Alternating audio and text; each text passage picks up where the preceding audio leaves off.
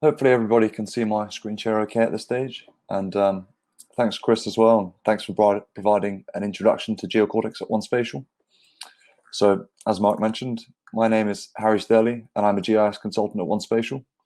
Unlike Chris, I've been here for a much shorter amount of time, only sort of nearing 2 years now. But hopefully my face will be familiar to some of those of you that have attended some of our GeoCortex training courses during this time. And for any of those of you that have not, I look forward to meeting you during today's event.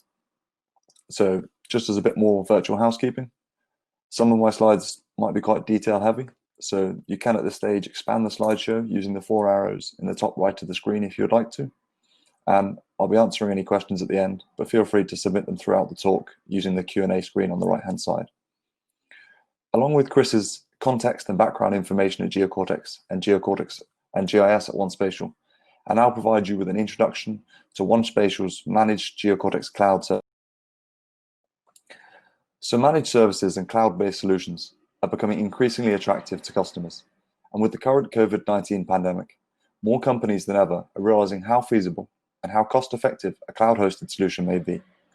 It would even seem that many large businesses would like to phase out on-premise software altogether, preferring somebody else to take on that burden for them. With GeoCortex at 1Spatial, we're able to offer access to GeoCortex capabilities and viewers entirely as a software-as-a-service solution hosted by GIS, or we can provide a 1Spatial managed service where we build and manage your GIS infrastructure on a cloud-based server with all of your required software.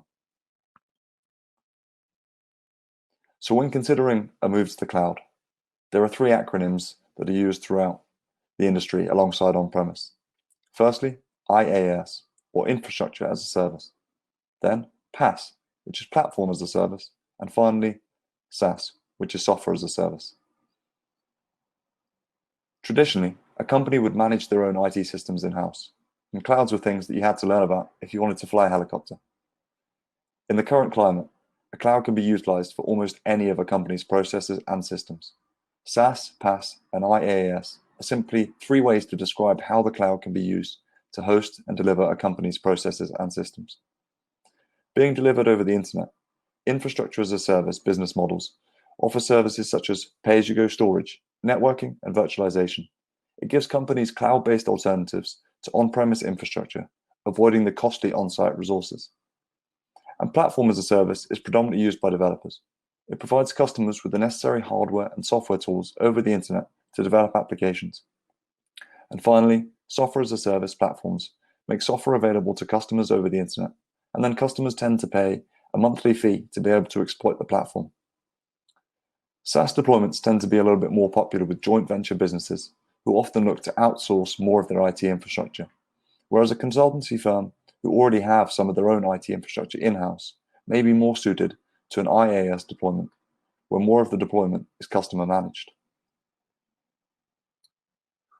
With GeoCortex, it is easy to access your GIS in the cloud or on-premise with simple to use and innovative GIS capabilities and feature-rich viewers. And the GeoCortex product suite now includes a range of products that can be accessed via either route. For example, all of the GeoCortex capabilities and viewers shown here, so GeoCortex Workflow, Printing, and Reporting, and GeoCortex Web and Mobile, can be accessed as software as a service or on-premise, whereas GeoCortex Essentials and GeoCortex Analytics and Access Control must be installed on-premise. And the newest software to be released, GeoCortex Inline, is currently only accessible via the software as a service route. And when using the software as a service option, your items are stored against your ArcGIS Online account, whereas when using the on-premise software, your items are stored in Portal on a designated server. So here we have an example architecture drawing of how a managed service could look. At the base, we have your cloud-hosted web server, where all of your software will be installed. So for example, an Amazon web server.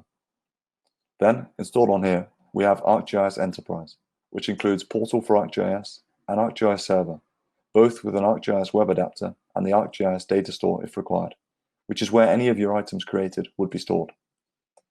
And then on top of ArcGIS Enterprise, we can install all of the relevant GeoCortex viewers and capabilities on-premise as you require, including, for example, GeoCortex Analytics, which Chris showed in the previous presentation. And this could be used to monitor your cloud infrastructure and notify your necessary parties of any alarms that are set on your particular server.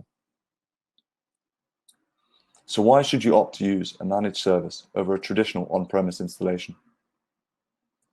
Well, firstly, a managed service could actually cost you less because there are not the same overheads for having to purchase and install all of the physical IT infrastructure in the first place. And it could even reside in a shared or multi-tenant environment where the hardware and software license costs are low compared with the traditional model.